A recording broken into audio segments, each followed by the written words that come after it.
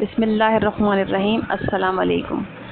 Freedom academy کی جانب سے تمام طلباء و طالبات کو خوش آمدید۔ میں آپ کی اسلامیات کی ٹیچر مس حنا طارق آپ سے مخاطب۔ آج ہم آپ کی اسلامیات کی درسی کتاب کا مطالعہ کریں گے۔ آپ کی درسی کتاب 3 حصوں پر مشتمل ہے۔ حصہ اول قرآن مجید بمع ترجمہ۔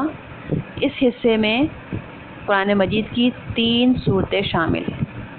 نمبر 1 سورۃ الانفال، نمبر 2 سورۃ الاحزاب، نمبر 3 سورہ ممتحنہ۔ حصہ دوم احادیث مبارکہ پر مشتمل ہے۔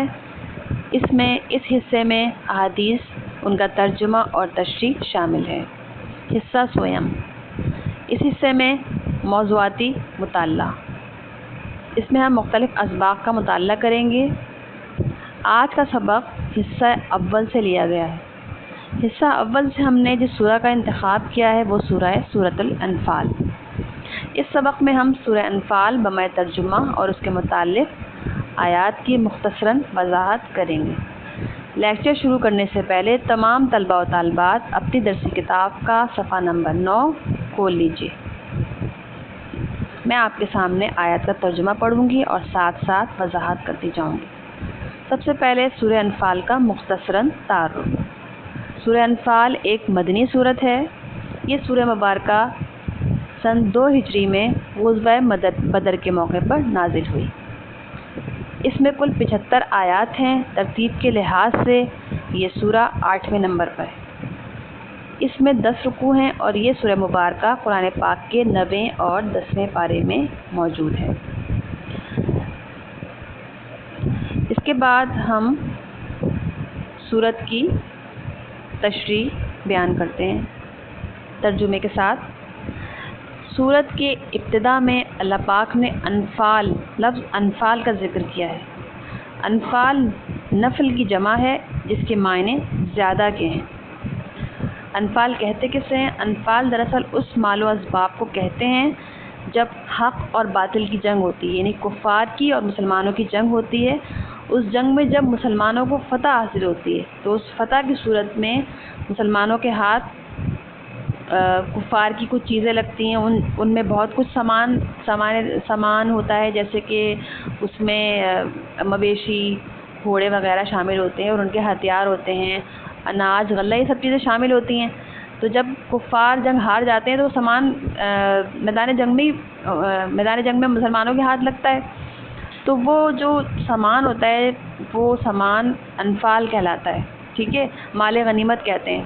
اس سامان کو مال غنیمت کہتے ہیں اور یہ مال جو ہے وہ انفال کہلاتا ہے، عربی میں انفال کہتے ہیں اس کو۔ تو انفال کو اللہ تعالیٰ نے امت محمدیہ پر بطور تحفہ حلال قرار دیا گیا ہے۔ ان کا استعمال مسلمانوں کے لیے حلال قرار دیا گیا ہے۔ انفال ان چیزوں میں سے ایک ہے جو کہ پچھلی امتوں پر حرام تھی، یعنی کہ ان کا استعمال کا ان پر کوئی حق نہیں تھا، لیکن امت محمدیہ پر اللہ تعالیٰ نے یہ بطور تحفہ حلال کر دیا۔ سورہ انفال کے آیت نمبر 1 میں اللہ تعالیٰ کا ارشاد ہے کہ لوگ آپ سے، یعنی آپ صلی اللہ علیہ وسلم سے مال غنیمت کے بارے میں دریافت کرتے ہیں۔ آپ فرما دیں کہ مال غنیمت اللہ اور اس کے رسول کا ہے۔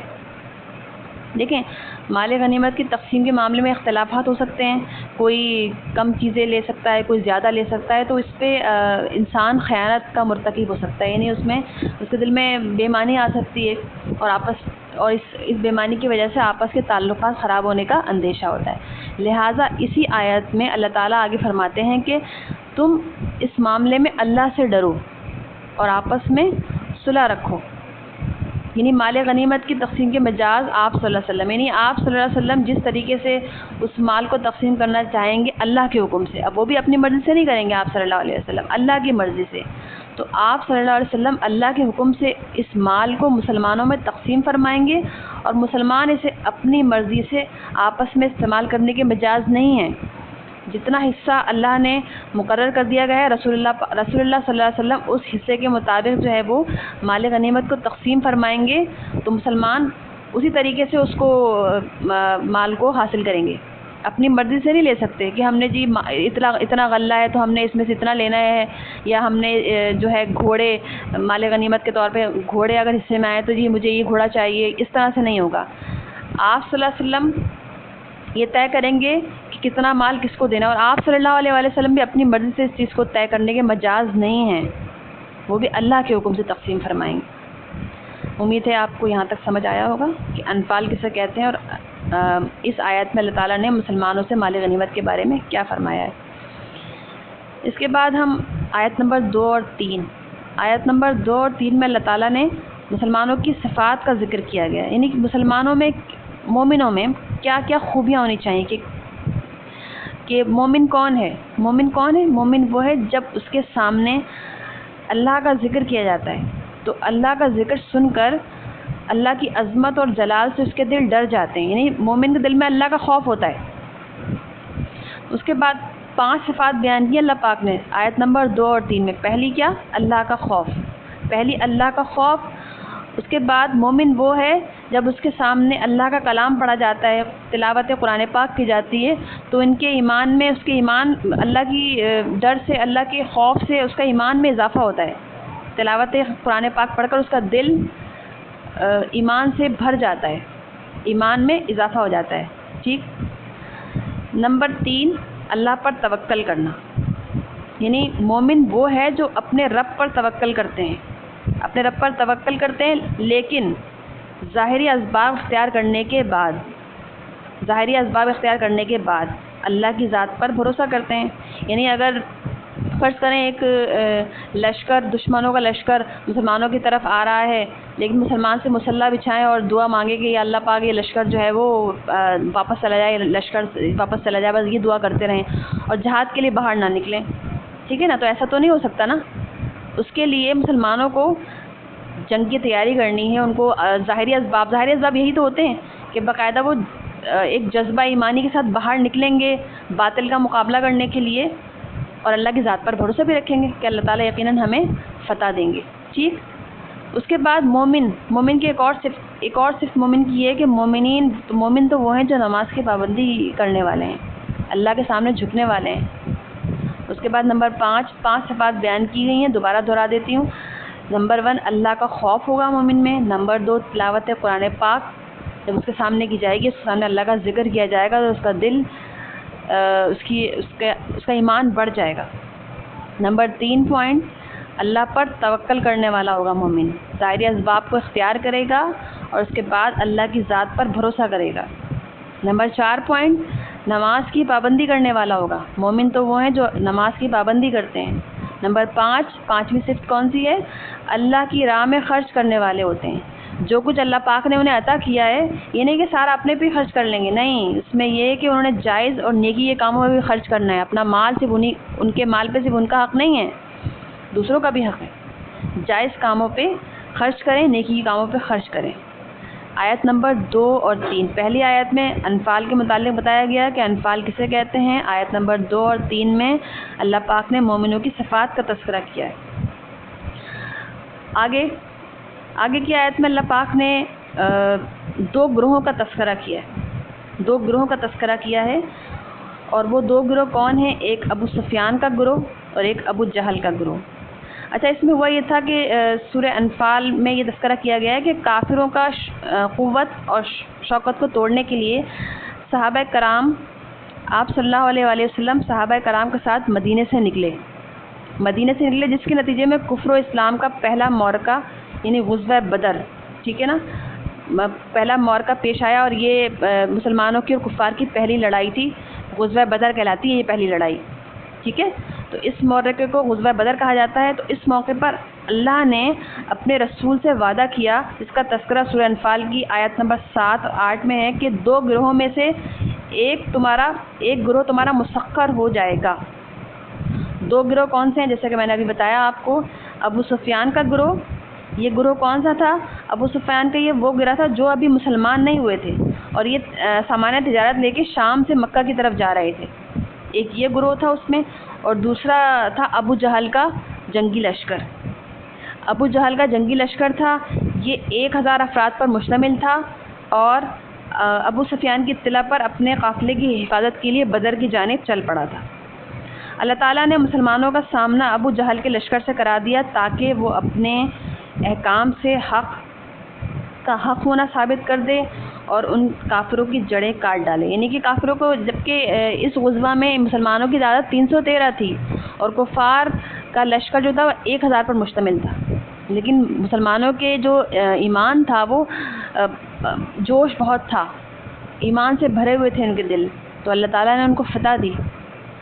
جبکہ وہ ان کے پاس اسلحہ بھی نہیں تھا، ان کے پاس وہ نہتے تھے، اور کفار 1000 تھے، ان کے پاس مسلح تھے، ان کے پاس ہتھیار تھے، ان کے پاس سارا سامان تھا جو کہ جنگی لحاظ سے ریکوائرمنٹس ہوتی ہیں، سب کچھ تھا، لیکن کفار کو شکست ہوئی، مسلمانوں کو فتح حاصل ہوئی، اللہ تعالیٰ مسلمانوں کے ساتھ تھے۔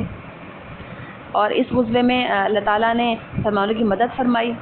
مسلمانوں کی مدد کیسے فرمائی؟